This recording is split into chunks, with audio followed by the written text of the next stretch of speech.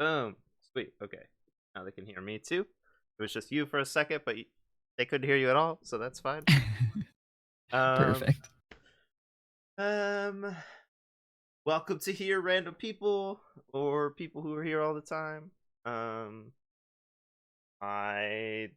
this is a interview type thing where I'm just trying to talk to people who seem really good or really new or really interesting or I don't even know about like RP theory and the people around us and also their stories and like all sorts of stuff. Um, this one should be pretty interesting because we had a chat in Discord and it turns out we don't know anything about each other, even though we've been playing sort of near each other. So that's cool. But Yeah, kinda in tandem, but never completely intersecting aside from, like, the one couple of days moment thing. yeah. So, um, you also, I mentioned earlier, have the longest character name of anyone that we've done this for. There have been like seven or something. So, or this season anyway. Um, Ye how did you make your character and what's her story and stuff? She was just kind of a rough idea of I initially just wanted a swamp witch. I wanted that creepy character that people came to that maybe came for advice or for favors or just, just a kind of an eerie oddball character, and the more I developed her, the more she kinda shifted out of that. She's still a hermit in the woods. She still does the tarot readings. She still, tries to help people. She tries to be that very, very good person while kind of having these some of these external, like, draws that kinda like, plucking on a spider web a little bit, how it makes the whole web twitch some.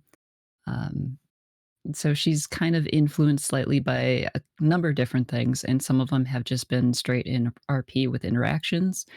Some of the RP has bounced off of bugs that just happen because it's Atlas, like the aging bug and everything like that. I've played pretty heavily off of that. Like she was having a lot of memory issues. Now, granted, a lot of that's like not a character thing too. My memory is absolute potato. So being able to play a character that's got like a sort of amnesia is pretty easy for me. Yeah.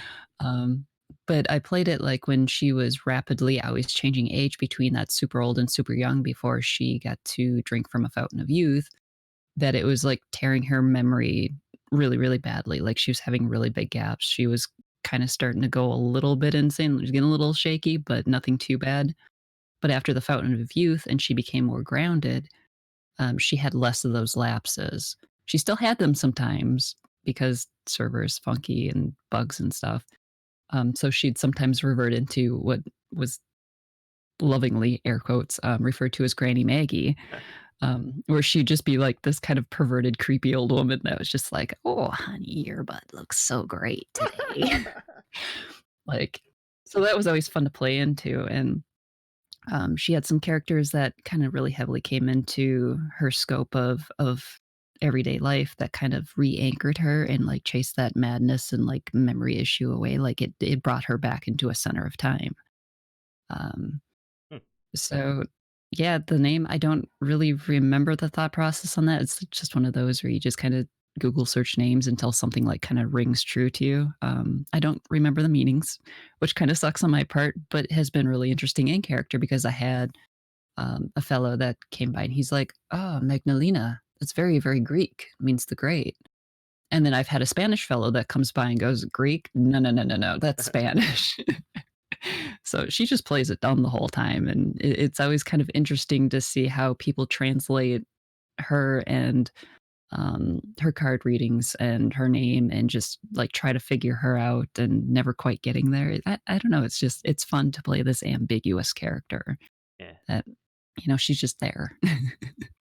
I agree. I think I played a similar sort of character in Boxster who just did whatever was around him sort of for a long time, so I didn't have like goals or anything, so Yeah. And sometimes it's fun to not have the goals. Like you got to have a rough goal in mind, like to hold the character together so you don't break character, but at the same time allowing the RP to more dictate where you're going to go is sometimes really, really freeing, a lot more fun. So, yeah. just see where people take you, and sometimes it's a very wild ride. Like, I mean, I ended up doing an exorcism on New Year's, so Cool. not a thing that I had on my schedule, but there it was. You the way you talk, I guess, makes it sound like you've been doing RP more than some of the other people I've spoken to. So, have you played in other places, and do you have a long history of RP? I do not. I have less than 2 years at this point. I initially started over on the Family RP with GTA. So I guess my upbringing, I guess you could call it, is very, very strict and very, very short. Um, so like the lines of rigidity on, rules on meta and rules on character conduct and how to stay in character and how to not let meta affect your character and like that whole separation is very, very hard ingrained into me. Um, so like coming to Atlas, it's much more relaxed. It's not so hyper realistic. It's much more free flowing. So it's been an interesting like trying to figure out like that happy balance because I like the hyper believable, hyper and like strict characters, but at the same time I've also been very much enjoying the more relaxed atmosphere, the more hey, so this is your character, right? Okay, let me give you this RP as opposed to you have to earn your RP with me. It's a very different culture and it's been very, very interesting. I've been absolutely in love with it. Like, GTA and its culture has like its own appeals and its own stories to tell, but Atlas is just much more out there and a little bit more creative. I mean, there's still things that I'm not huge on. Like, there's a lot more people that meta and kind of fudge that line between talking real life and talking character, and like it blends a little too easily, I feel. But I don't know. It's just one of those things where like it caught my interest and away I went with it. So Um, Speaking of that, we not to say that like we met it or anything, but I was trapped in your house. mhm. I'm in that picture right there, um, and I could not escape. So like I just tried to let it happen or whatever, and then eventually, um, I was not going to escape without you. So I left like a note that said, "Hey, here's when I feel, like Yeah. waking up or something," and then you messaged Like me and stuff, so yeah, like the gentle meta like that. I mean, schedules are gonna be funky. I mean, I who was polar opposite your schedule and you were legit stuck in my house. So it's like either leave my door unlocked and have random people walk into my house again, which I've had happen, not just like a you thing. It's just people have legit just invited themselves in the front door when I had it open, which is very awkward. Um and I think there's room for gentle meta like that, like trying to, get schedules lined up, yeah. try to do it in character, but again, this was just one of those circumstances where like things were being weird. Like I could have swore that I left the desk unlocked for you to write me notes. I have found out recently, more recently, because I was out of my own company's paperwork for a while. I had specifically left my desk unlocked so I could still write fortunes and stuff. And the game at some point relocked it. Yeah. So it's Um, actually a buggy thing. what happens is every time there's a server reset, all of the um, locks on, things that auto lock are relocked. that So makes sense. if you Tables yeah, and all the desk tables, and yeah. yeah, yeah, yeah, yeah. That makes sense, and it's just a complete pain in the rear. So sorry about that, but yeah, That's cool. again, it's just a limitation on the in character communication. Sometimes you got to do the gentle need of, hey, when are you gonna be around? Okay, cool, I'll be around this time. If we can make something happen, dope. If not, there's another day. So Yeah, I had a lot of practice, so I wasn't really worried about it because Boxster would go to the Navy and he would wait for a girl, and the Navy would do all sorts of junk, and so I would be there for hours and hours, and I would just like, talk to the animals and make mhm. up stories and stuff. So I was fine with it. Yeah, Um, I saw a couple of the clips that you had, and oh my goodness, the antics. My poor bat just got stood on and sang from it. I just oh my yeah, goodness. yeah. Get What's your feet off my bed. well, you wouldn't have known except for the scuff marks, so it's fine. Yeah, the wrinkled blankets. That is definitely one thing that I wish Atlas had that GTA has, or at least Family has, is the ability to leave written scenes behind. So not like on a note or anything. It's like a clear text box, and you could just put a text box into stuff, and you'd like describe the scene. So the bed sheets are slightly wrinkled here, really nothing else. Or even the ability to do what we call the slash me, which is the descriptions of like your character's current actions. I know we've got an OOC chat, but nobody really likes to use it because it's really funky and the UI is bulky. And those are definitely two things that I miss from the GTA verse. Just the ability to add in little flavor things that you wouldn't, your character wouldn't read out loud, but they would see. Like you notice the character fidgeting, or, they'd notice that, there's a bloody patch of something in the front yard or what have you. And just something to kind of, get the curiosity going outside of just these really stiff characters that aren't really able to emote all that much. Hmm. I And see. I don't know if Darkseid can code that in again because the grape shot, everything is pretty hard coded, and Darkseid's not working with an unlocked kit or anything like that. So hopes for the future because that would be really, really cool. Those are flavors that I desperately miss, but So we got what we got. you said that you're like super hardcore on the series, or not serious, but like realistic Mhm. side, and that sounds like it obviously plays into that. Um but I personally also think I'm more realistic or whatever, and I feel like if I had to type a bunch of junk that I wouldn't be paying attention, because I probably would not be paying attention. I'd be like, yeah, I'm gonna wrinkle up these bed sheets or whatever, and you could like run past and I wouldn't even notice, whereas if I wasn't doing it I would have seen you. So um Well, again, with just how the scenes work is they're pretty noticeable once you get within range of them, so you'd be able to see them out of the corner of your eye. As far as the slash me goes, some people don't participate in it all that much, and some people really do.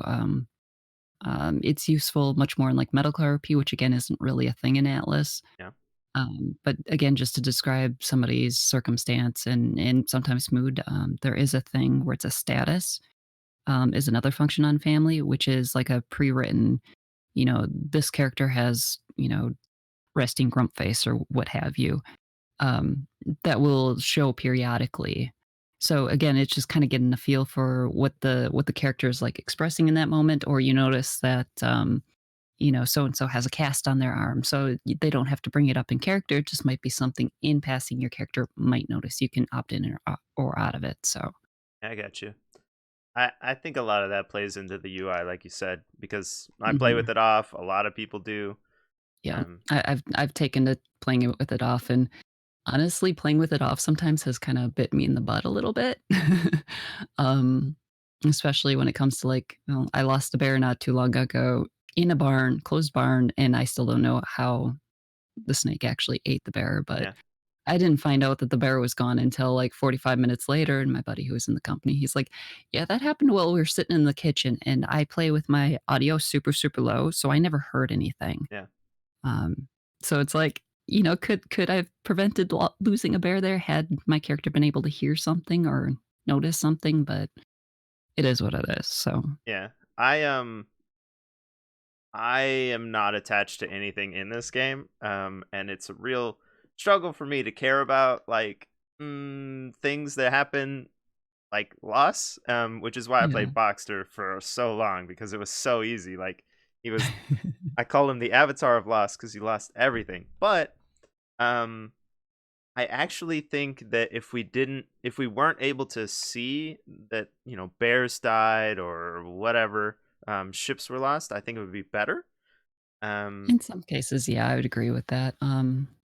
In some cases too, though, sometimes it's, I don't know, just it's that useful, like just mechanic function yeah, thing, I guess. I mean, I lost a ship that said, like the UI said that my ship was sunk by the ship that I was staring at, which was like across the harbor. So they couldn't have sunk my ship. yeah, And it just so happened because I was looking at that ship, the UI blamed it on this person, and it turns out it was just a complete fluke. My schooner just legit just tipped on its side and sunk itself.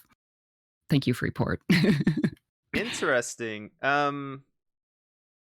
Do you so this is completely unrelated to the interview. Do you Okay. know or have like a message that you might have sent when that happened? No, I Ah, just played it off as just a bug in the game because I mean, like it's possible that maybe that person had come in and maybe bumped my ship because loading time sometimes at the Freeport, even after the fixes, stuff happens. But they like the peninsula in the B6 Freeport. mhm. Um, there's like that long skinny peninsula, and then like at the end of the peninsula, the galleon was parked there forever. The ship was actually pulling into like the actual like lagoon where the docks and everything are, and Mhm. my ship was like on the other side of that. So legit, there's no way there was any interaction there unless, of course, there's a fluke accident and we just didn't notice them bump my boat. Well, But a I lot of can weird things were happening that day. So I can tell you that several months ago is my guess on the timing, but shortly after the B3 thing, uh-huh. um maybe like 2 weeks or something, multiple people all lost ships to nothing on the same day. Interesting. Mhm. No, Yep. this was a little more recent, probably Oh, within the okay. past month and a half. Maybe. Again, after they cleaned up, all of the stuff in the Freeport and they fixed most of the leg issues. Mhm. So again, like, I kinda ruled out them accidentally just, like, plowing into there and then just reparking because that really didn't make sense.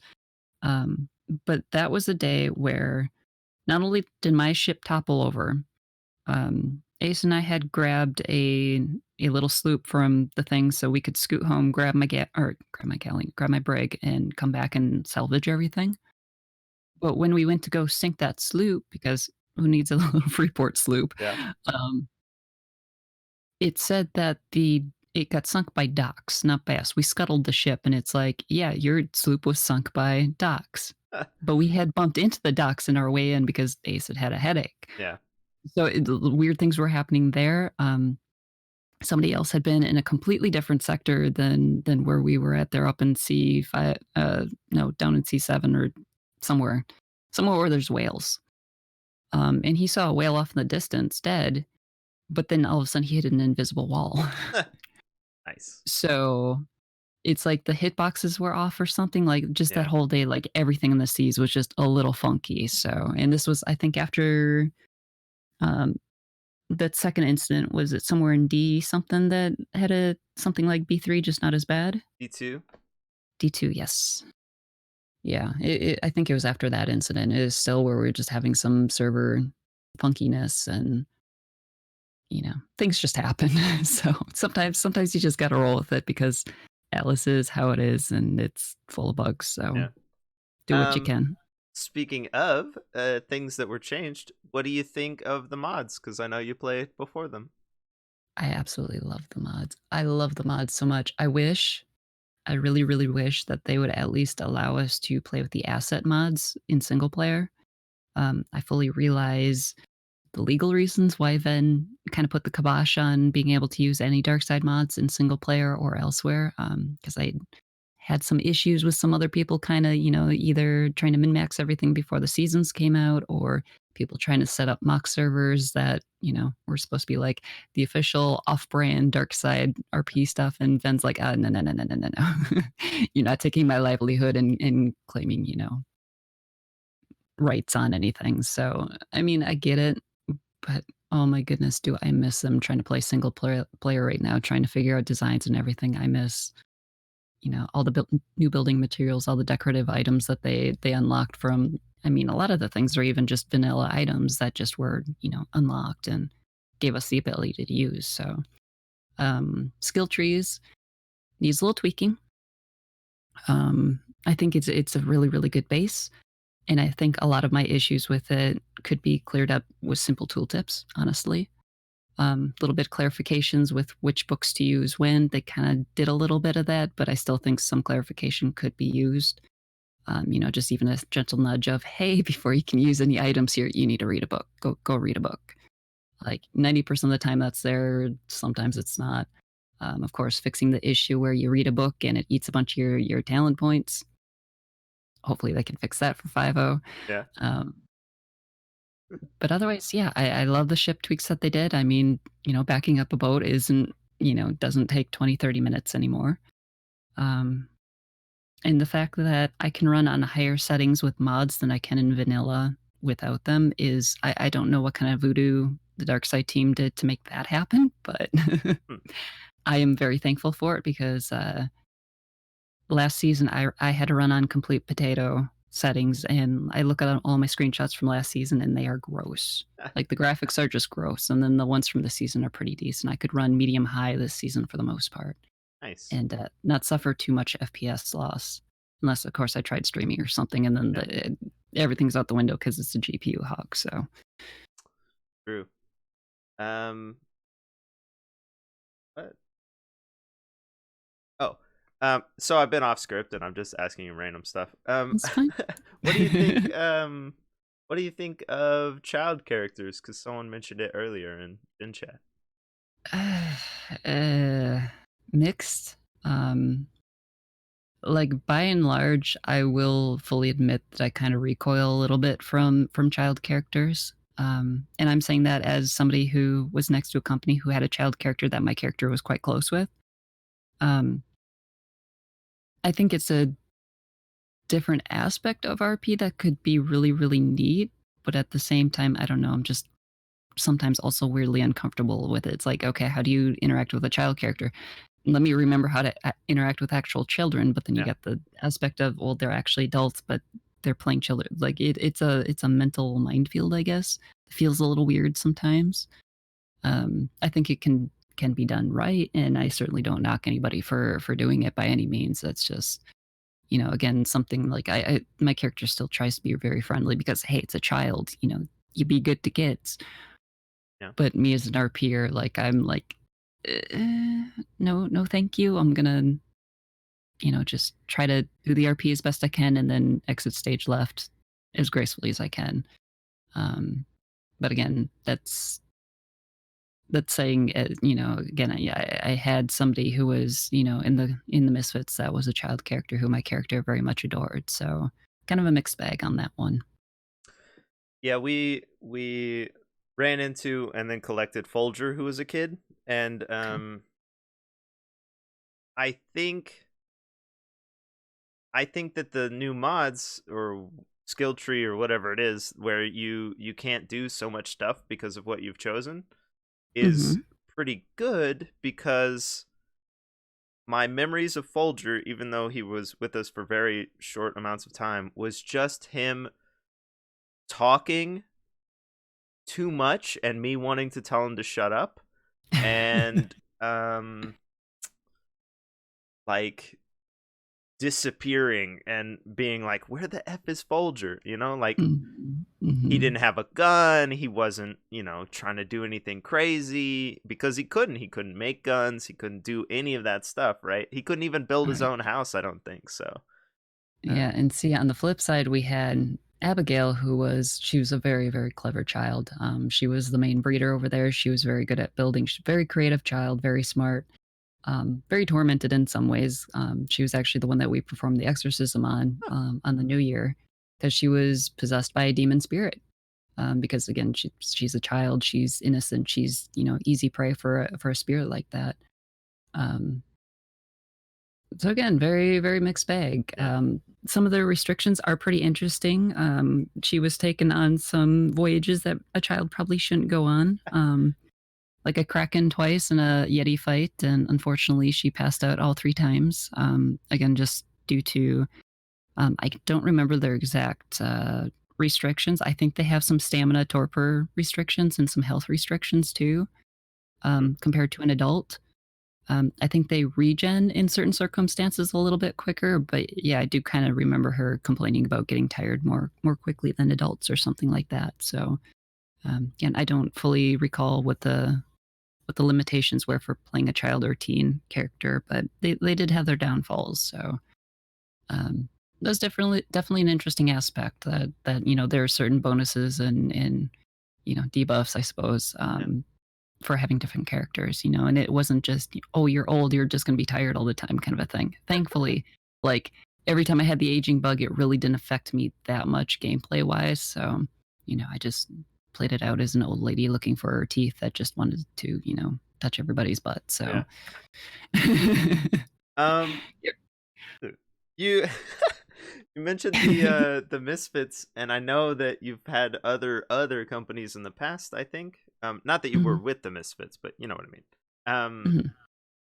what sort of characters do you want to like play with and interact with and surround yourself with? Um, Honestly, I'm up for really whatever. My character's more drawn to, again, good people, people with good intentions, in just maybe odd outlier circumstances. Again, a little bit more paranormal, anything that's beyond like the normal beaten path, anything kind of magic related she's interested in. Um, there are some possibilities and different avenues coming with this next season since I am planning on continuing her with this next season. Um, so it'll be same characters, slightly different mindset. Again, just based on a lot of the things that happened towards the end of this season, with who she's going to be, I guess, allying with and working with. So it'll be interesting to see if she still keeps that kind of pure neutrality of, anybody comes to my door, if you're good people with good intentions, I'll help you out.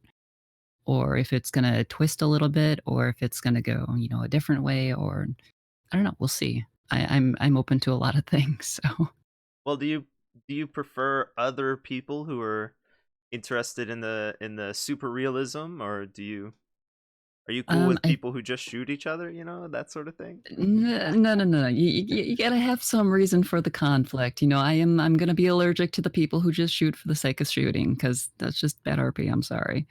Um, but if there is places for the more hyper aggressive characters, and there are reasonings for that, and I'm okay with that. Again, my character herself will probably be a little bit more repulsed by that in her current state. Um, But honestly, just bring whatever RP that you got. I have no problem with a newbie coming up and, kind of making some fumbles here and there, some of the immersion breaking thing like, "Oh, when did you get online?" kind of a thing. You can kind of sense when somebody's super new. You just kind of gently nudge them away from that kind of, vernacular and everything. Um, but yeah, if people can, stay in the character and be genuine to their character in the RP, then I'm all for it. So bring it on, bring it on.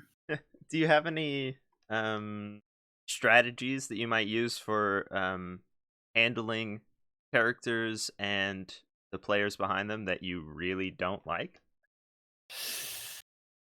A lot of patience and a lot of swearing where they can't hear. To be completely blunt, I mean, there's definitely some characters that you kinda sometimes have to vent with mutual friends that you trust that, won't bring that negativity anywhere beyond your space. Because some people will just drive you up the wall, but you don't want to allow that frustration to breach in character unless there's reason. And that is a divide that a lot of people struggle with. I mean, I even struggle heavily with that sometimes. You got that one character who would much rather talk at you the entire time instead of having a conversation with you. Is probably one of my biggest pet peeves. If you're RPing with somebody, you got to have some give and take. You can't just, you know, exist and have the person be just a buoy sitting there. You know, you got to have some interaction. You gotta let people give something too and have some balance there. So like with that, sometimes I will end up shying away from that RP, which I hate doing. Um, but it's like, RP at the end of the day is always a give and take. You gotta kind of respect the other person has some RP too. I mean, some characters are quiet and they're happy to listen to people yammer on. I mean, feel that out too.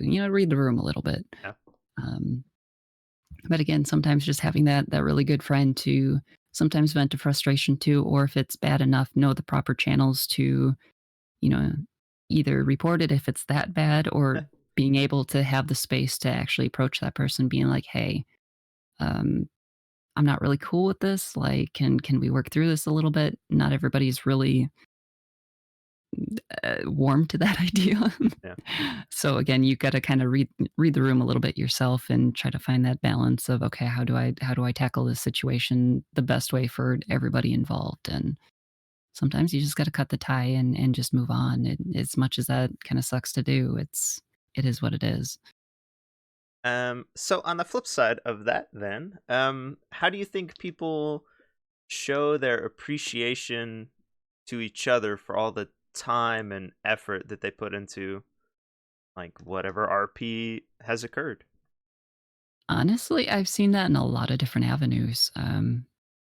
I've seen a lot of that happen in character, especially with like the Misfits. There was a lot of love in that company, and they expressed it often in character. Of everything, and you could definitely feel it was more of an OOC love than just in character kind of a thing. Um, sometimes OOC channels too. The discords with the companies, or just even in DM sometimes. Hey, that was really great. Hey, that's really rad. Just little comments, here and there, people dropping by in each other's streams. Again, if that's even available, I know a lot of people don't stream, but I have seen a lot of people who, just stop by and go, "Hey, I love your character," "Hey, this, that, and the other thing. Hey, that scenario was really, really cool." "Oh, that was kind of weird, but it also turned out really cool." Like, just it's the little things that just add up, good or bad. I mean, and sometimes that's what kind of really sustains you is just a kind word from somebody. I mean, again, just the little things. So Um, every person except Slick said the same thing. Um, do you have people who message you and just say, "Hey, you're great"? a little bit. I've made some pretty good friends through Atlas. Some people that I talk to on the regular. I've met more through GTA. I guess because that's a I guess more restrictive community with how many Mhm. people you can have on a server at a time. I guess the ties get a little bit tighter over there. But, I have met some really, really cool people just this season through Atlas, and again, that just kinda creates some interesting bonds, and, if it continues out of character, throughout the out of season, then that's really cool. I don't know. I love that stuff, and I have had people message me, even if it's just a back and forth on trying to, like, coordinate something or just, an off comment or something. I don't know, it comes in a lot of different forms, Yeah. so I guess the short answer is yes. Good, but there should be more forever. So Yes, all the Um, love. All the love where love is due. uh, I don't even. It is. Go with this instead. 'Kay. Um, so, uh, do Let's go for you it. do you think there's like a barrier or a difference, or you're treated differently because you are female in RP? I that one's hard to answer just because, it's hard to look through the lens of gender if you're not somebody who is vocally ambiguous. Because I know some fellows who can play very convincing females, and some women are able to sometimes portray males very, very, very well. I'm not one of those people. I have a very distinctive voice, and it kind of bites me in the butt. Um, I have noticed, like, in both, like, RP universes that, I get a lot of the, "Ooh, you have a fascinating voice." And then that's where that stops. Like, they never interact with me again, and I don't know if it's, like, an intimidation factor, like, did they get too nervous around me? Is it a me thing? Like, am I just a potato that nobody wants to RP with? Like, what's the deal? I don't know. Um, so that one's really, really hard to answer, honestly, because I honestly don't know. I haven't figured it out. If somebody figures it out, let me know. Okay. I'm taking all feedback. I do apologize. We did not RP again, but not because of your voice. I could not Circumstance. I could not come back. Yeah. So, Yeah, you would have had an interesting time had you come back. I did tell other people about you though. And I know that some people just rolled up to see if the fortune teller was around. And I just did that to see if anyone would come, but no one came. Yeah, we were definitely bracing for a little bit, especially with that whole, there's a place, just nearby that has the red buoys, and they're gonna come and kidnap you and kill you. Like, we were on a high alert for a good 2, 3 weeks at least after that, and they're like, "It sounds like the Defiance," and they're like, "But we kinda know Xander. He wouldn't do that, would he? I mean, he's kind of an ass, but I don't think he'd do that, would he?" And I actually never met Xander until, like, the last, like, 2, 3 weeks that the server was up. Probably within the last 2 weeks, the server was up, and it was just, like, a passing thing, and I was like, "He was not what I expected." And then apparently he had a bunch of things happen. He was turning over a new leaf and everything, but yeah, we were definitely on high alert with that. It took me a good 2 days to figure out what the bit about the red tubes was, and I was like, "Oh, blood vials, duh." Um, but there was actually a running meme for the entirety rest of the season thanks to you. Oh, nice. We did it. Um, we did it.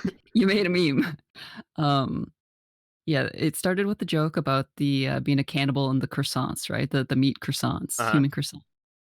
Um, and then we had feedback at some point that apparently somebody that resembled your character, again, I don't know if it was actually your character or not, um,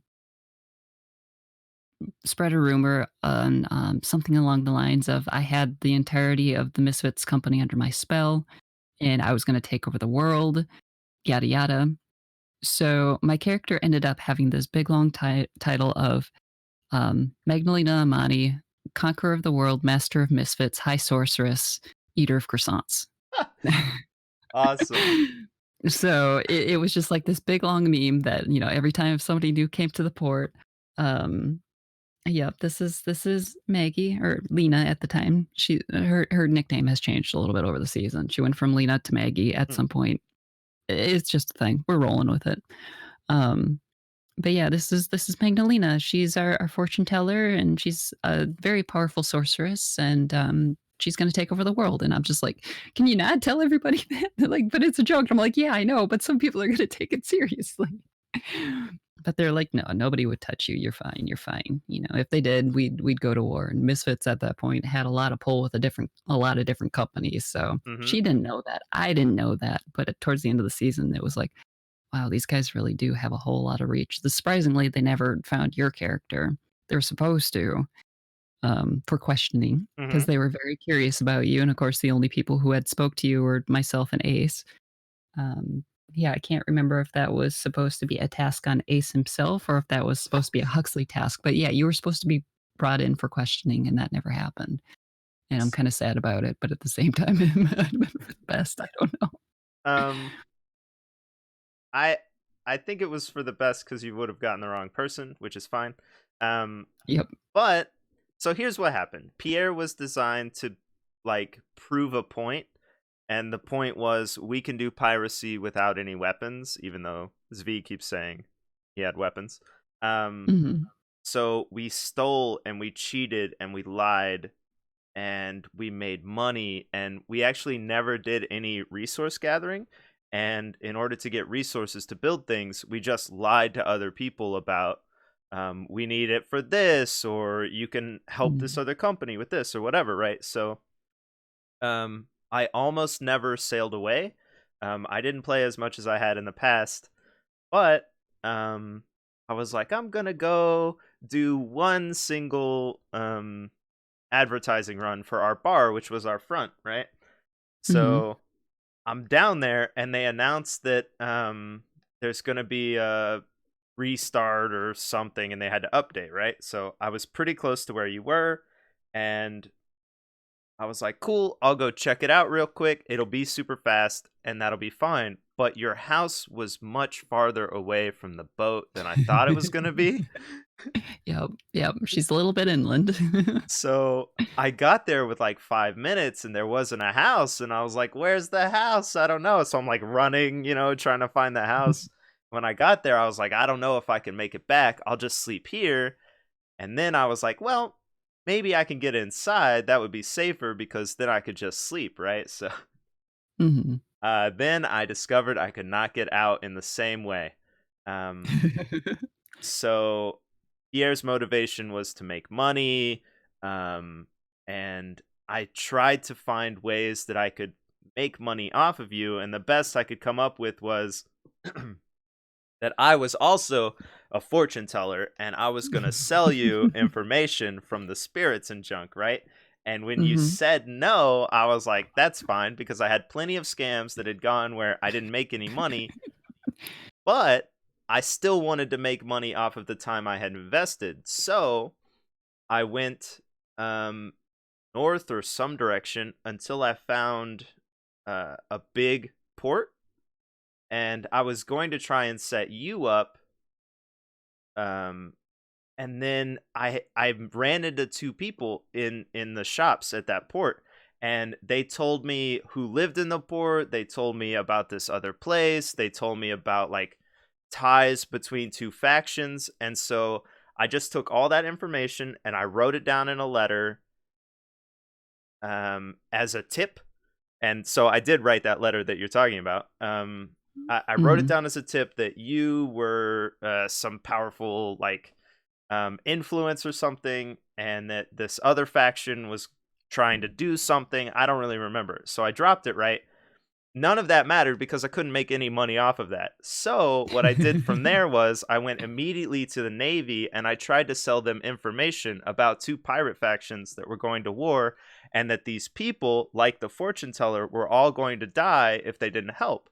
But they did not care and they did not want my information, and I didn't make any money off of it, and I left. And that was the whole thing. So none of that mattered to me at all. I just did it Hey, to try and make money. you made a like 100 silver off of an ace, and like Wow. Lena was kind of grumpy about that. She's like, "Why did you give him money?" He got a set of knuckle dusters from Lena, and then yeah, he got 100 silver from Ace, and she's just like, "Why'd you do that?" She can smell the manure on him. Yeah. Oh, great. Perfect. It's Yep. manner for the record. I know.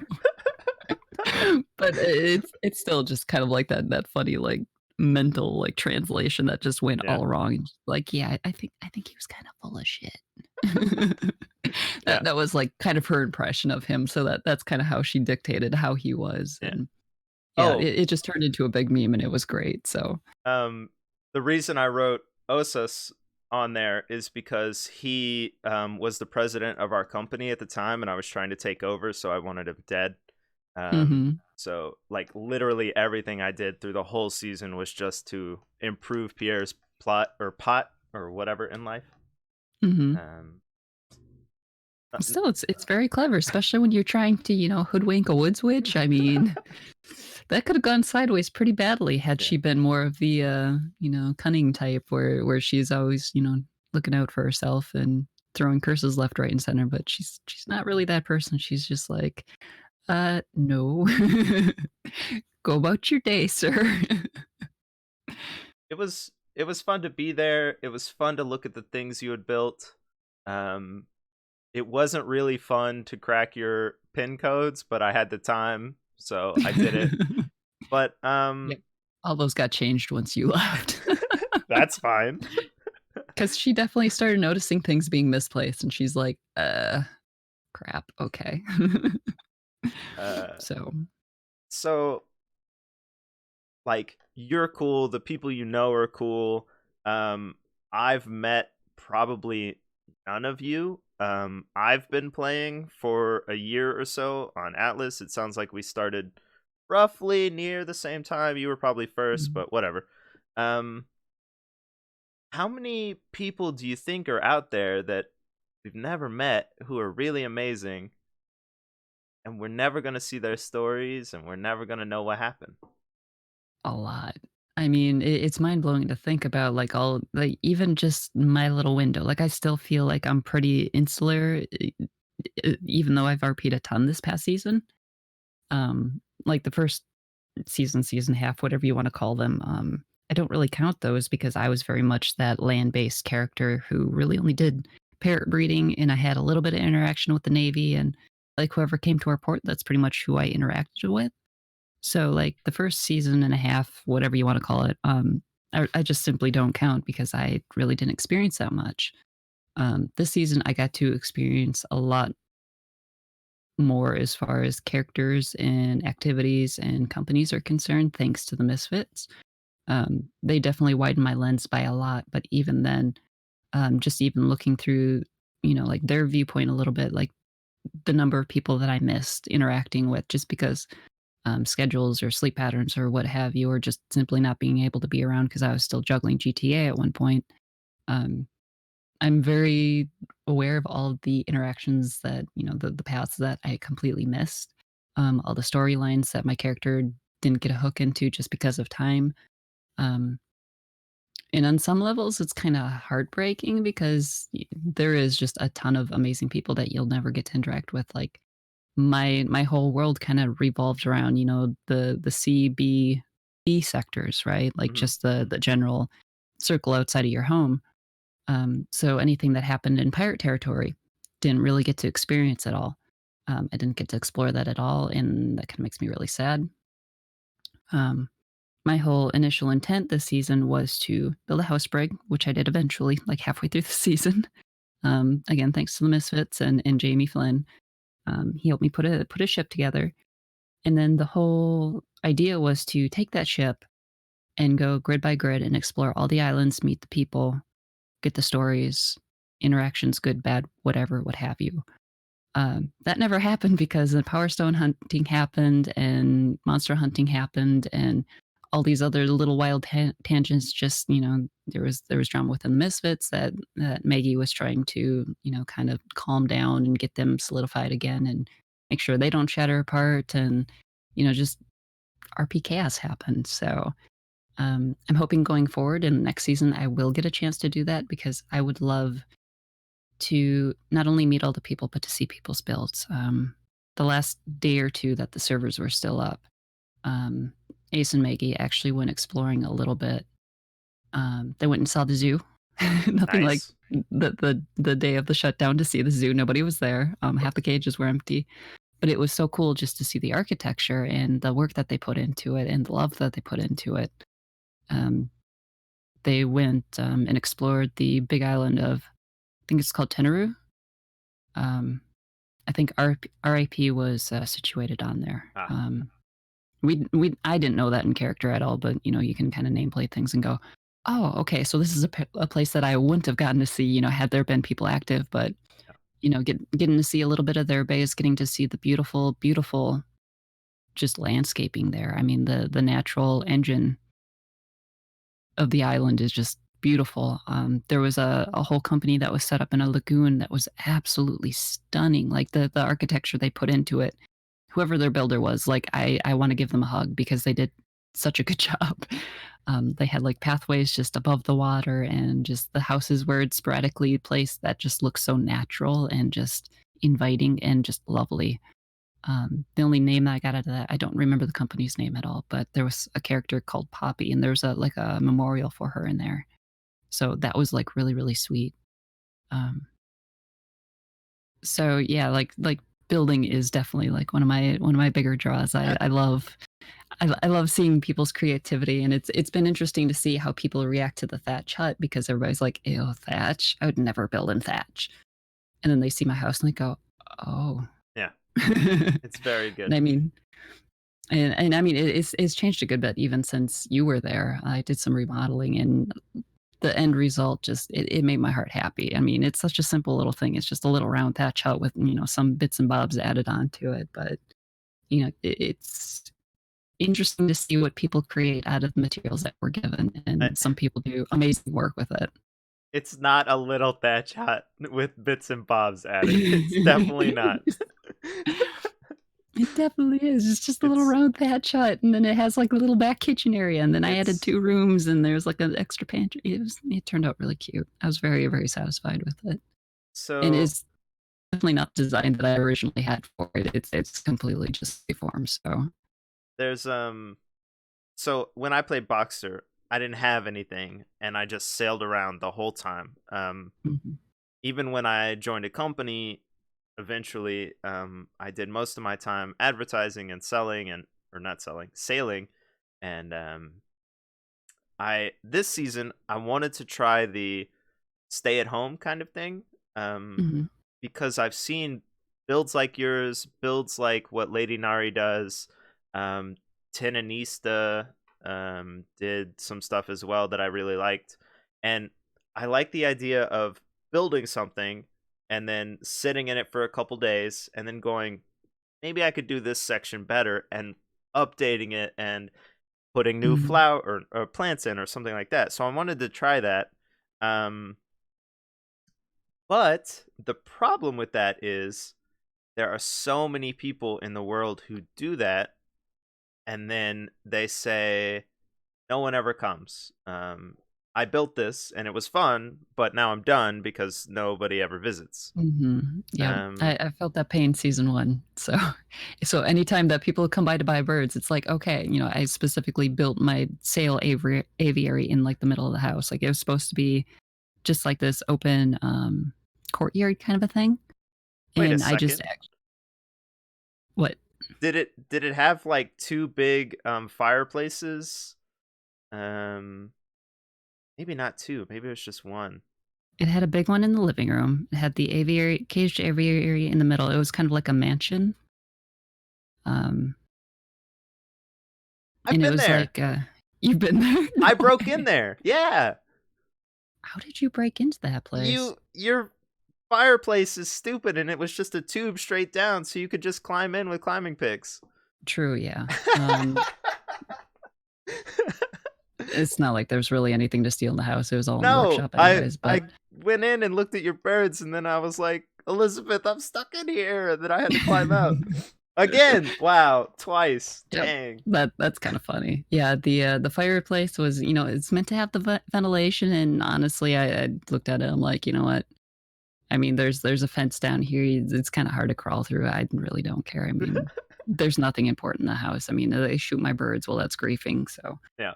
it was pretty lax, so, but yeah, that mansion was my place. It was the next grid over from the Navy. We were very, very close to the Navy, if that helps ring any bells, um, but yeah, any chance that I got that, people would come over, I'd show off the architecture, and again, like, I really wish I could rebuild that house with the new assets, because that house did not have the potential that we have now with all the new items and bits and bobs that we can put into it. It was kind of a basic shell at that point. I thought I did well Yeah. with what materials I had.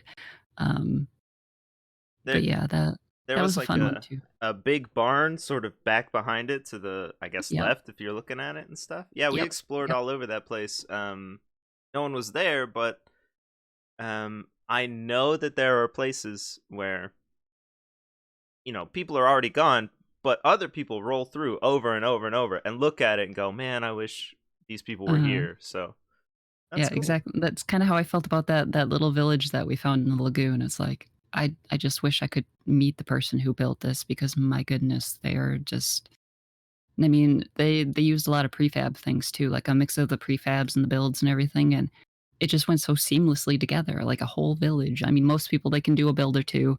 Trying to get, like, a whole functioning village together that looks cohesive and doesn't cause headaches and, that's so rare to find. Yeah. So, but yeah, S- definitely figure out some way in RP to draw people to you. It certainly helped with the thatch hut, but again, I probably wouldn't have had a fraction of the RP without the misfits. I met Abby, the child character, first day I rolled up onto that island, and I was just kinda looking for a place to settle down. I had the aging bug. I really didn't know what I wanted to do. I was kind of in a funky headspace. I was like, "Why am I doing this?" Just get set up. And she's just like, "Oh, I really like your face markings." And, I kinda told her, what I did. The guy that was with her was like, "Wood switch? Okay." Kinda like that, "Okay, weirdo," yeah. kind of thing, and it's like, "Okay, buddy, you're in full Atlantean gear that you bought from the Freeport, like, day 3. Calm down. Yeah. That's expensive stuff." Um, so, just I had that pull in my gut of, "Hey, settle up here. Um, build yourself a little thatch hut," and I did. I started just with a little tiny circle hut, and I've expanded it 4 or 5 times. Um, and it was just the child character telling everybody about the fortune telling woods witch. and she would come by daily to check on me to make sure I was okay, because when I had turned up, I was super old, and I'm like, "I need to go rest my weary bones now." And she's like, "You go do that." And so she always came and checked in on me and made sure that the old lady in the woods was okay. And then I put a little box outside my front porch with free fortunes in them, um, which were just, I'd draw a tarot card, I'd write down what that meaning was, I'd put it on a thing, and I'd set it in a envelope and put it in the box. Let people choose their own thing. Um, and those apparently became very, very popular. And Mm, every time the Misfits did their island tours, which they did anytime somebody new came by, they'd show them to the three different points of interest on the island. Kind of get them some, as they called them, birthday candles, help them level up some with that XP boost. And then they'd drop them by over at the witch's hut to get their fortunes told. It was like their little, fancy thing. They had the shaman who would had the service of bringing people onto spirit journeys, which in that he'd actually just give them a whole lot of potions and make them trip out. So yeah. then they had the woods witch, and then they had all these different sites, and so it just kind of became a thing. And when I finally was like actually ready to play, I started meeting some of the misfits, and they go, "Holy cow, you're actually real. We Yeah. thought you were just like Abby's imaginary friend." And I've had people say that. That some people would run right past my house and not realize that it was a player house. They thought it was just like one of those random huts that you come across, in the world. And I was like, you know what? That's actually a really high compliment. I will take that. Yeah. I agree. Yeah. Um, I spent some time in it. I can agree. It was very good. I'm gonna keep saying that. Thank you. But so okay, here's here's the thing we struggled with like all season, and I've seen other people struggle with. Um, uh, what I think you've already answered it, but just to call it out, what do you think makes a good island neighbor? I mean, that really depends on what you're looking for in the RP. Are you looking for the conflict? Are you looking for, somebody who can, hey, buddy, I need a cup of sugar. Can you help me out? The misfits to me were definitely the latter. They almost always had my back. They always helped her out. I For the longest time I was a solo player, which especially early game limits you heavily with the new talent system. I was legit at first gathering with basically my own bare hands because I didn't have even a sickle or a bear or anything. So all my hemp was farmed by hand. I had stone tools. That's how I built my first schooner. I dumped in air quotes wasted a bunch of points into shipwriting because I needed to make my own schooner. Um, and I did that all with my own two hands. It took me like 2, 3 days to put my own schooner together because I had nothing but the basics. Um, but eventually, I kind of worked up the nerve and gave me the excuse of going to talk to the misfits in the guise of, okay, I have a little bit of silver. I need these tools. Can you guys help me out? And they just kind of started throwing stuff at me. And they're like, oh, you're the witch in the woods. Let us barter. You give us um, so many so many tarot card readings, and we'll help you out with the bear. Hey, you've helped me out with this thing or what have you. Have these items. It turned into like a barter thing. They'd leave me a bunch of things in the mailbox. I had an offerings box at one point, which eventually I just moved to the mailbox because, well, people would take things from the offerings box. It would be like, "Hey, did you get this?" And I'm like, "No, somebody's thieving." Which, kinda had its own interesting twist to it, and never did find the thieves, but yeah. Um, so again, it really depends on what you're looking for. Are you looking for that friendly neighborhood vibe? Like, our whole island, by and large, was one big happy family. Or are you a company that kind of thrives in that strife a little bit? Again, it'd have to be kind of balanced, because if it's just the constant hate, constant war thing, like that gets very, very tiring after a point. Like me, I can't take that much conflict RP personally. Like I've got a pretty hard limit on that, but I know some people thrive on that. So um, I don't know. It really depends on how the other people handle the RP, and if it's the kind of RP that you guys are searching for. So kind of We ambiguous answer, but No, that's good. I think I think the whole point of your answer and all the things you said about your neighbors so far is that they just came to you and brought people to you, even though you were small time and like, um, I guess they didn't even know you existed for a while. You know what I mean? So Yep, yep. Yeah, we thought you were a figment of the imagination. I even got that more recently too. I'm forgetting now who actually said that. Um, but yeah, even so, and I'm like, I've been actively playing like so much for so many months now. Like, how can I be a figment? But yeah, apparently there's still people who legitimately didn't believe that the witch in the woods was real. Like they thought it was just a story. So that's kind of cool. Like we it's weird but cool. we had we called them landlords, because we were two guys who had a restaurant, Hmm. and our goal was to have a restaurant, not a place to pick up food. So I was the waiter, Zvi was the cook, and we built it open air so that anyone could stop by. And our goal was to have people sit down, chat with us, eat for 30 minutes, and then leave, right? Hmm. Um, and so obviously that's not how it works. You can try all you want, but unless you have people who are willing to do that and waste 30 minutes doing something that could take 5 seconds, um, you don't really get that. So we had landlords on the island the entire season who ran the island. They would come by like once or twice, depending on which company it was, and then we wouldn't really see them. So um, we had a lot of hate for the landlords, and that was our RP with them. Like, the landlords are never here. We hate them. You know, they don't come see us. Whatever. We went maybe once or twice, but there wasn't like they weren't sending people to us that we're aware of. They weren't saying, "Oh, you're looking for food? Cool, check out this bar." Right. So, Hmm. do you think that there's a responsibility on a company that owns an island to take care of all of the people who may live there that aren't their company? Again, this one's gonna be a little mixed bag because I feel like if you are taxing an island, like that's almost like a governmentship, right? Like you're governing this island, you should be at least knowing the people on your island, if not trying to take care of them, which is what the Misfits did since they had the ownership of Borealis.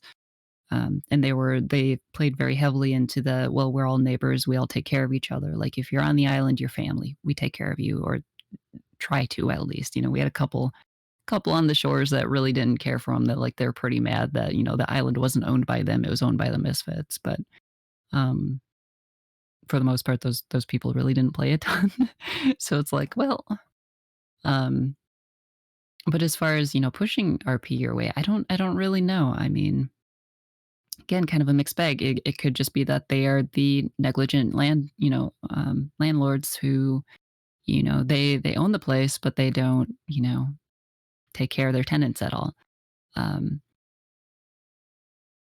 I don't know. I feel like there's probably a lot of potential missed RP that people could be pushing towards with the whole ownership of an island thing, that might get missed out on. Um, I think it's also really, really sad that, people didn't kind of flock to a restaurant type thing a little bit more because that's a really cool thing. I had flyers for you guys. And again, I always meant to go and I never got the chance to. I had so many flyers in my bookcase of, all these cool things going on, and I just never got to go. The fact that I finally got to go to the zoo last day was just a complete fluke. We had nothing else to do. Just like, hey, let's go do this, Yeah. because I wanted to see it before, it got all deleted again.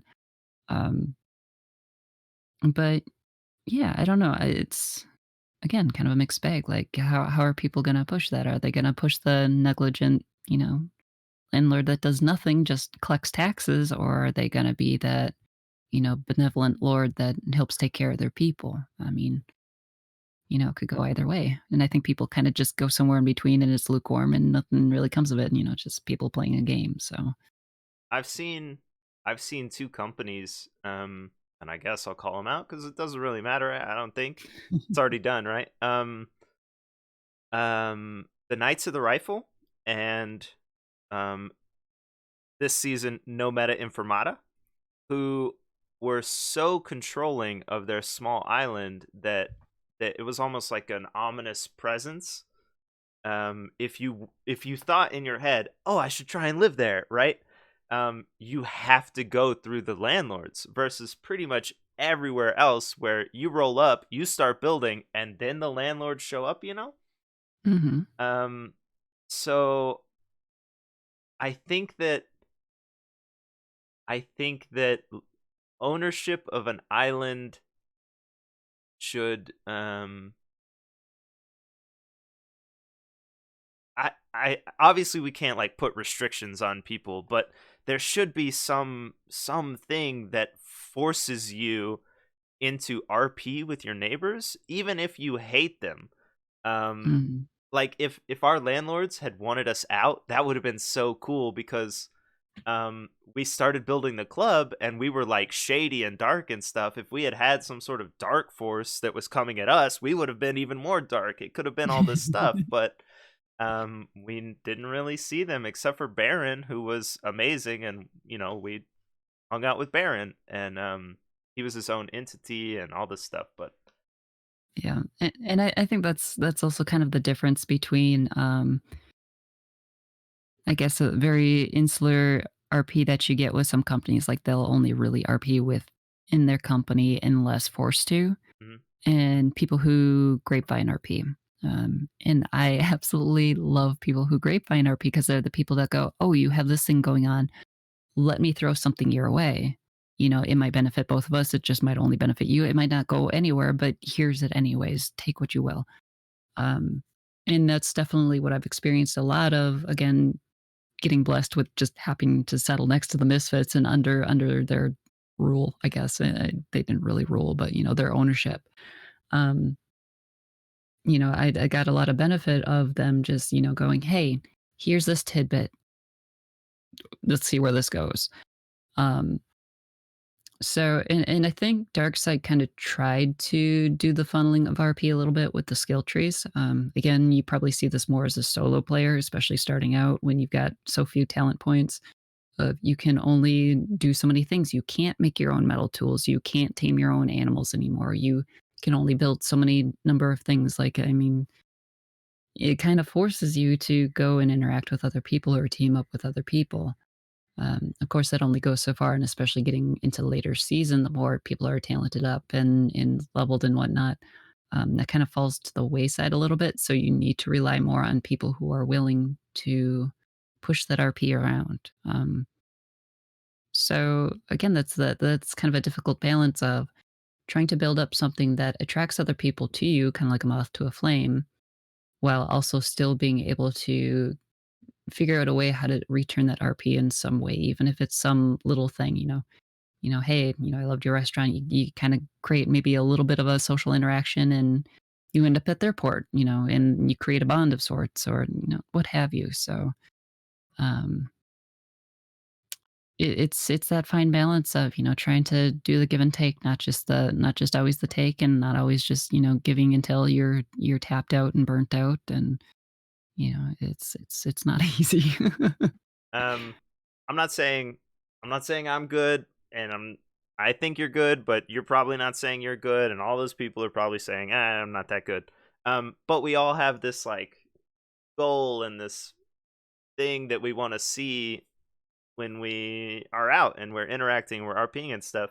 Do you Mhm. think there's a way for us to, I guess, teach our way into other people?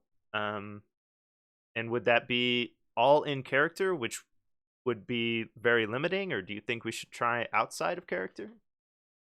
I think it should mostly be within character. Again, uh, most things probably are best learned through doing. I'd certainly have learned a lot just through doing RP itself. So leading by example, trying to always put your best foot forward in an RP scenario, no matter how, you know, maybe not up to par the other person's might be, like just trying to hold that standard within yourself and trying to gently lead them into better habits. I mean, you don't really have to grab the reins and, drag them around or anything. Just, try not to, parrot back anything that's, weird out of character text, like or speech rather, when are you gonna log on next, and stuff like little things like that can really break immersion, try not to use that vocabulary. Um, and if something is just blatantly like meta-y, maybe that's when you can breach and go out of character and be like, "Hey, can you please not do this? You're actually breaking server rule with this, and it's kinda killing the vibe," Yeah.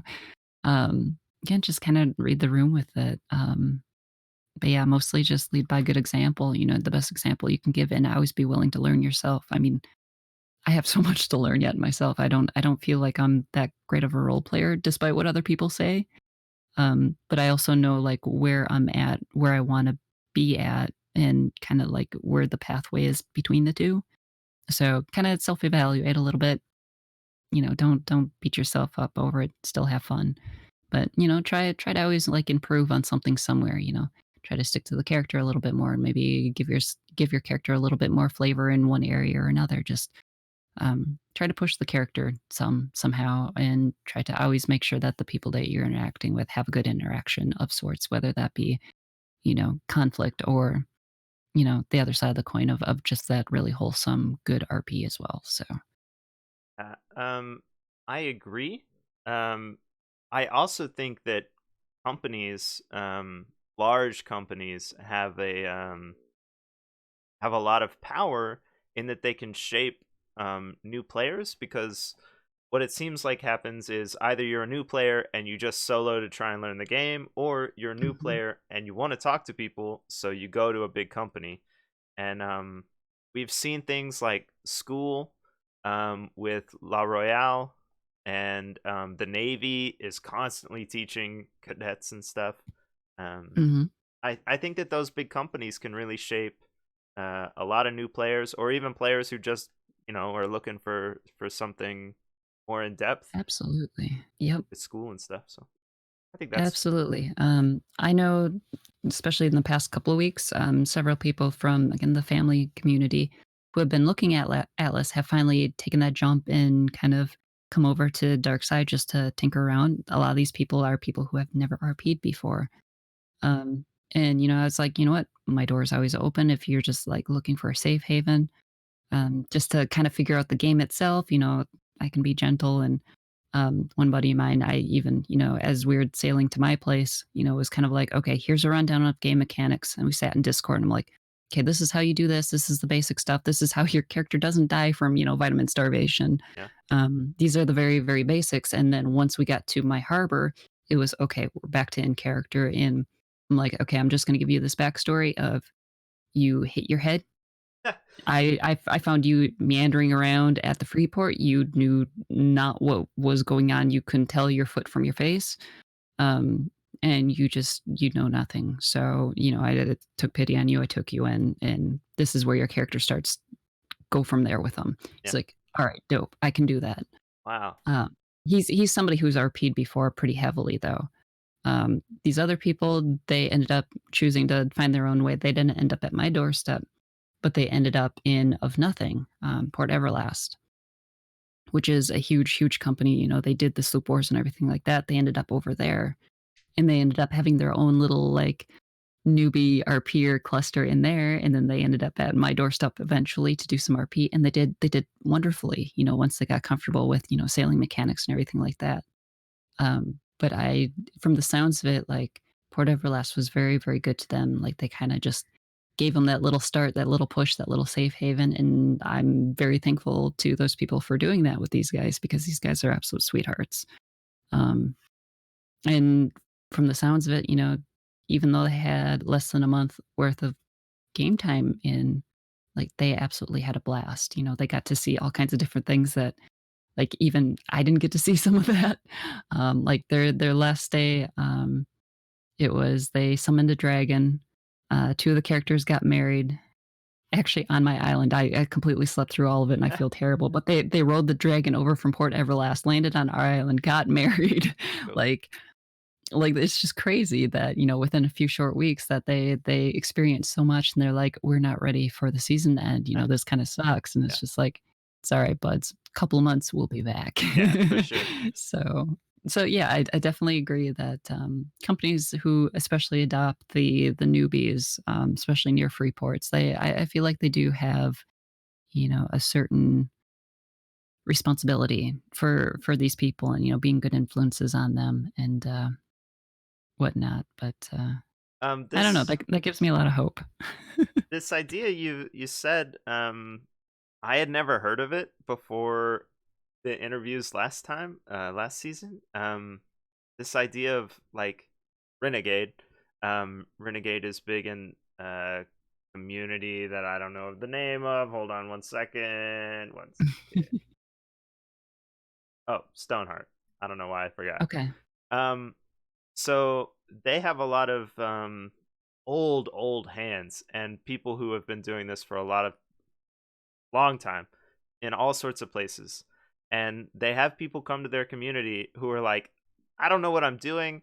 I don't even have enough idea of what this is to make a character or a backstory. And Hmm.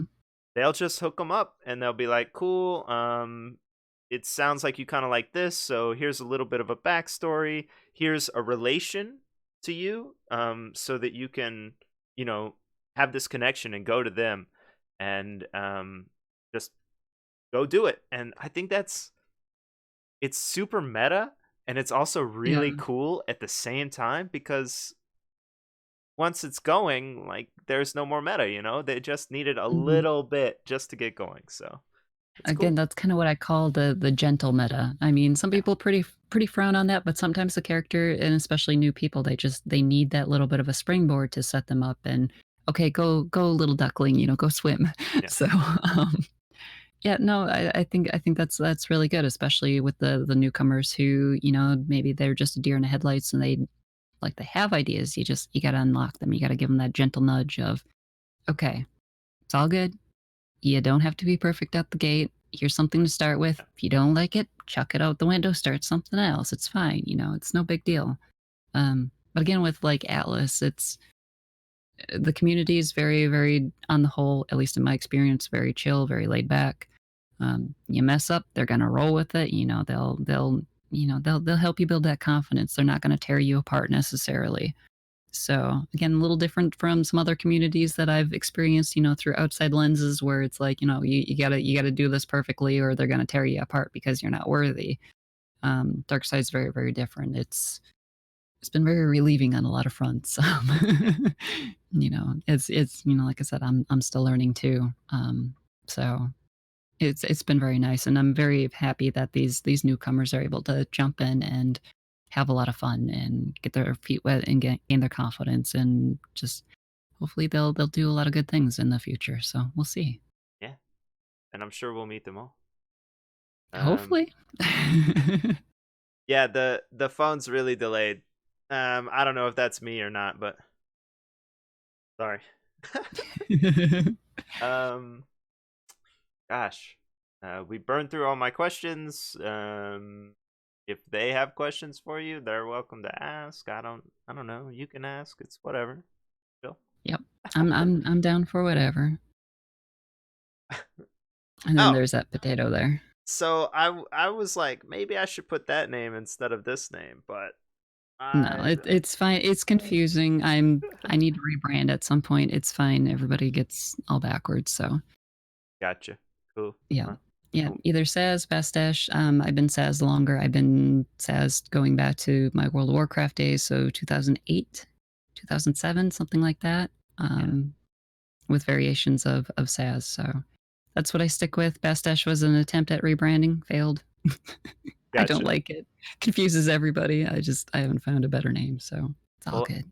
I've been Have a Heart since 2007, 2008, and WoW, Nice. but Oh, um, another WoW person. it was not available on Twitch, so Hearts is Aw. fine. It's close at Yeah, least. it's close. Exactly. It's not trying to find a three-letter name in a place that doesn't allow anything less than 4. So, True. Yeah. Cool. Did yeah. did you play WoW Classic by the way? I When it dabbled a came back? little bit. I didn't get super far. I played it some with Big Tone Lock, who played, Chet. from Keg this season. He was a Navy boy last season. Um, him and I have been buddies. Our characters dated in GTA for like 8 months. So when we first came over to Atlas, we were Lorelei and Lewis. He was Lewis Oxford over in the Navy. And anyways, yeah, The we played. Navy. Are you kidding me? What a terrible place to go from GTA. It's like super realistic. I'm just kidding. No, he got bored of me. He left me for the Navy without a word. Wow. It was awful. But yeah, we did some classic together, and when our schedule stopped lining up so much, and I started playing GTA more, we kind of quit with the WoW Classic. Still dabble in retail a little bit, but honestly, I am completely confused on what's going on in retail these days. Yeah. Story seems cool, mechanic wise, I am lost. So it's like dailies and this forever going quest and corruption gear, and now there's legendary, and it's a lot. Well, um, brought up something I didn't know I should ask. Hmm. I tried relationship RP once. Seemed Mhm. fine. But for a lot of people, it's really scary and awkward and like, It can be all of the above. Um, this season, I specifically wasn't seeking any of it out. Not that I really ever seek it out. It just kind of gravitates towards me eventually. um, but yeah, it can be super awkward at times. Um, and it can definitely be there can definitely be a lot of tension there too. Again, like I said, Tone and I, our characters dated for about 8 months real time in GTA. And by the end of it, we were both kind of burnt out on the game. We were kind of fed up with each other on some levels, just growing pains. yeah, And I think sometimes, some of the OOC emotion kind of bleeds in character a little bit and vice versa. And we were both doing GTA and Atlas at the same time. So it was like double relationship RP. uh, It was a little much. Um, so our characters ended up breaking up in well, GTA for certain. Atlas is much more ambiguous. Um, because Lou couldn't read or write. So when he left for London, he went back to London. He soft permed Lou. He didn't leave a note or anything. So in and out of character, I had no idea what was going on at all. Lorelai had no idea it had his ship was still in harbor. He was just gone. Um, so that was very, very confusing at first. Turns out he re-rolled a Navy character. His Navy character uh, he's got a son who's about 6 years old. So he got up to AFK one day, and his son decided to hop onto the computer that's the guy. and proceeded to rip apart half of the Navy trade docks. Yes, that was Lewis Oxford, or not Lewis Oxford. That was Jace. I forget his last name. So Jace had to get sent back to London under psychiatric care because he had been possessed and had a mental breakdown and just tore apart half the Navy trade docks. And then Lewis Oxford re-entered and took his position. So Lou got to come back now with the education to read and write and came back to lore. Was like, hey, I'm sorry. And they made up and they continued on to like their not relationship. Like they were sleeping together, but they weren't really a thing, but they were a Yeah, thing. But, Lore was kind of a potato and picking up, signals, and Lou just had it so much for Lore, and it was just always a mess. I love playing the more ambiguous, questionable relationships, honestly. okay. Um, so like in GTA, our characters, they were a very serious, like datey couple. Once I got whitelisted on Family, my character, she became very sexually non-committed to put it like in a kind way. Like she was a bit of a player. Mhm. She had two partners at the same time at one point, and she's been technically dating a woman now for I don't know how long, but they're not a thing, but they're a thing, but they're not officially a thing, and their relationship's very open. They have a lot of trust there.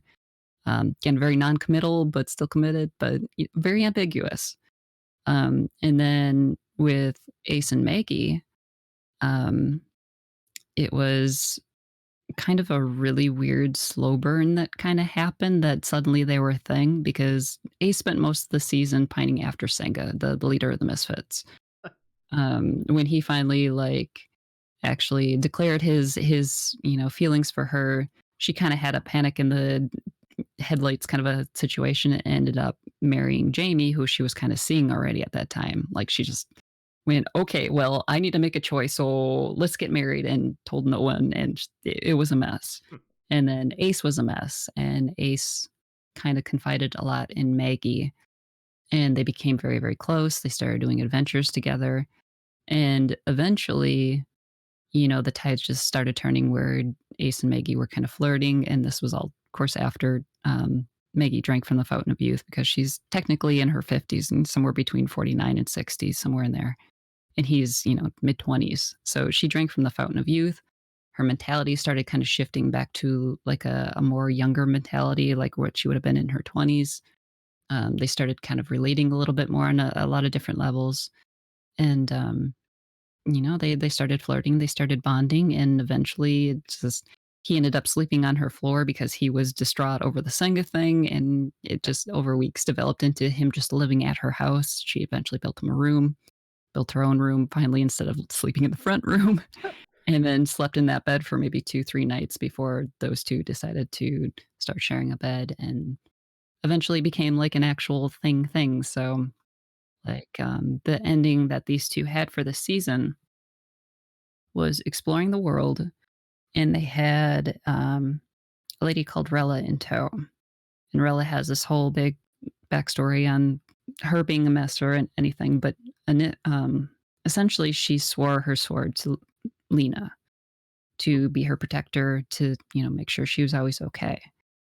And, when they were on Tenerife exploring, they went back to the ship because I figured that the servers were about to shut down, and there was a panic because one of the animals was missing from the ship, and Rella wasn't there. So Ace jumps off the ship and he's running around the island trying to find the cat because we thought the cat was just missing, like that she just took off. And turns out that Rella had taken her, and they had found each other. And Rella essentially said, "Take the cat back to Maggie. I'm gonna stay here." And she left the company, and that's where she stayed. And Maggie was in a state she didn't know what the heck was happening. She just noticed that Rella was gone, the cat was gone. Suddenly, Ace was there with the cat. She's like, "Oh, good, you guys are back." And Ace was like, "No, no, no, no, she's staying." And it was just like this big like transfer of trust between Rella to Ace, going, "I trust you to take care of her, and I know you'll do good by her." So that was also just like a really, really big development because Rella doesn't really trust anybody, and for the longest time Ace didn't even have a name. He was green haired man. "I do not understand why this green haired man is hanging around you. He's green haired man." So, and Ace for the longest time was just afraid that one day he was going to wake up with Rella standing over him with a sword in her hand ready to stab him in the gut if he came anywhere near Maggie. So like it was a super sweet and kind of like sad ending. Um, Man. I do have confidence that they'll find her again someday, maybe. But yeah, so again, it was just not like that atypical "ooh, love at first sight" kind Yeah. of a relationship arc. It was like this big thing that was just filled with turmoil and just trying to be a friend, and the friendship develops into something else, and you know having somebody else externally be like, "Okay, I trust you to take care of her, do it." Otherwise I'll probably haunt you and stab you in your sleep, but Maybe the drama RP isn't for me. It sounds like a lot of work and it is. It whew. can be a lot. It can be draining, but um if so it's actually done super, super well and it doesn't go out of character so much, like the drama doesn't go out of character, it can be super wholesome and it can be super rewarding, even the big drama moments. Like, probably some of the best RP moments I have been in those, like, hyper, charged situations. Like, some of my best RP with tone would have been when our characters were breaking up in GTA. yeah, I can Um whew. it was spicy and it was very heartfelt, and afterwards, he'd just be like, "Why? Why do you do this to me?" And I'm like, "I'm sorry, this is your fault." You chose Um, this. yeah, there was actually a fight that those 2 characters had where somebody who kinda had to deal with the characters, in the situation, afterwards, he legitimately messaged Tone afterwards. He goes, "Are you 2, like, cool out of character?" And Tone's like, "Yeah, we're good." Yeah.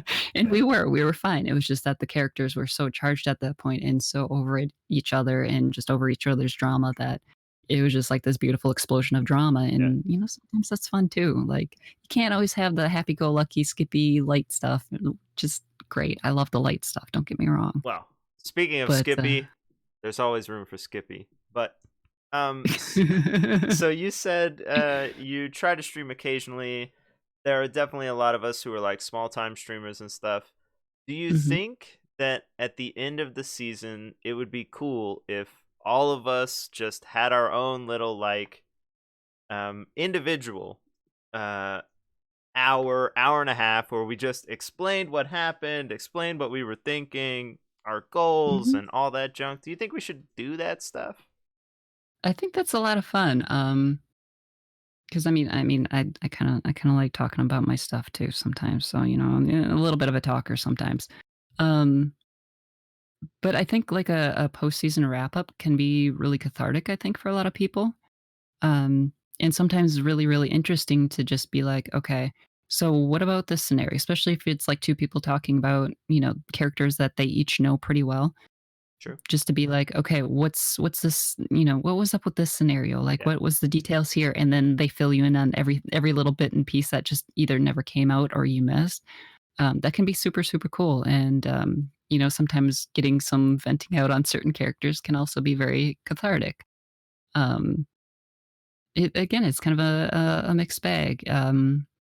Like, some things I know with both, Maggie and for GTA, I will not talk about because the characters are still existing Yeah, and, that meta might come out eventually, and I want that nugget of surprise to be there. that's a good So point. sometimes I can be a little cagey with some things, and sometimes I'll just be super upfront because I know that, whatever happened is done and dusted. Like, I've got a lot of plans coming up with Maggie for this next season that I won't talk about until they're more in action, but I got plans and I'm excited, so That's cool. Um okay.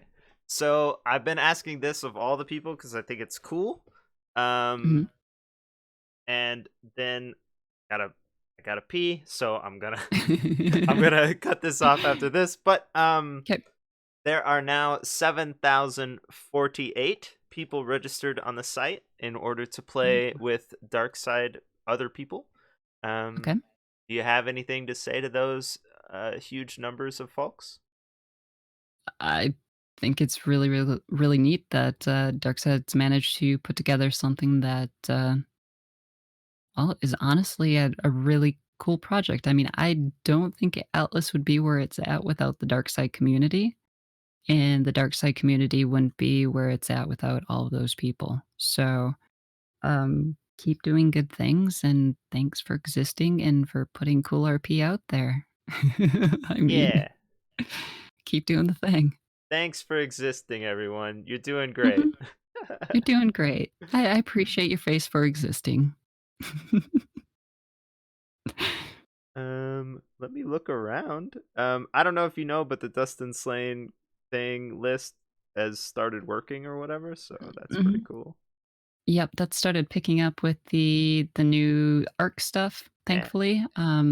And then we should be having the launcher soon, TM, which I'm very, very excited for. I'm very much looking forward to.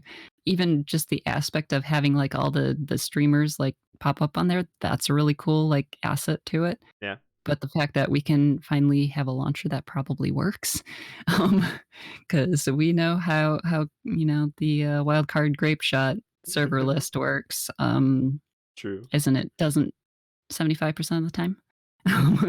So, I'm looking forward to that project. I'm looking forward to seeing what kind of things Darkside has in store for us going forward, so we shall see. I'm Yeah. excited, though. I I don't I don't know what anyone's doing in Arc, so I don't even know what we I've can been I've been put its. watching a little bit, but yeah. Um Yeah, I don't know. I know Ven's up, but I don't know who else smaller that you'd maybe want to throw Yeah, people to. I normally just take people to someone who has no one or a couple of people, because I mean that's always nice, you know. Mhm. A little Um, bit always helps on a lot of levels, so I yeah. get you. Yeah, cool. Thanks for being here and hanging out with us for an hour and a half ish. Well, thanks for the invite, dude, and thanks for breaking into my house. That was bizarre and not an avenue I was expecting, but it was fun. Yeah. You know, did beautifully. You didn't, you know, ransack my place and break out a wall to get out, so I appreciate I that. mean, yeah. I was there to try and make money, so you're welcome. Yeah. Yep, sorry you really didn't make much out of me, but, you know, you did get your fortune told, and, you got some knuckle dusters, so I congratulations. I did actually I so I took one of your fortunes and I read it once I was inside to see what it said, and it wasn't really relevant to the situation. But um I did make a bunch of fake ones. And then I dropped them into the box, and they were like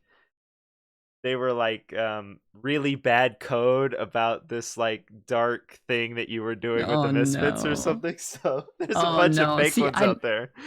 I never caught any of those, but yeah. I did okay, the final thing. Yeah. I did give somebody, called m or named Me, a fortune because she wanted one about her love life, and, apparently, she didn't really like it. Apparently, it wasn't great. Oh. Um, so apparently that shut down, like, all RP coming in from the cat house because, you know, Me was part of the cat house at one point, and, you know, she said that I don't remember what the exact words that she used to describe her, but, you know, the something about the fortune teller was evil or was a hack or something, so nobody would actually come over to her. So, Well, yeah, that's it's a little bit, you know, hot and cold with the fortunes, but yeah, that's you little bugger. Oh, that's so much fun. I that's too enjoyed it. bad. Yeah, me too. Cool. Let's go raid another human Heck yeah, humans. in 2020 even. Wow. Well, Yeah, actually, humans in 20 they should all be robots by now. Gosh darn it. on Arc, they that's a good point. This could be a part of the simulation that we're going to. Ooh, it could be. Oh, we're about to be injected into a simulation. Hang on to your pants, guys. It's gonna get a little chilly or buggy or I don't really know. They've got a lot of different worlds there. We Magma? might fall I'm into not a sure. volcano. Yeah. There's a volcano. There's some really pretty, islands that pretty much looks like Atlas, so, Oh, or we could go to the moon. We could fall off the side of the moon. cool. Space jump. Yep. Bye. Bye. Okay. Got this all down.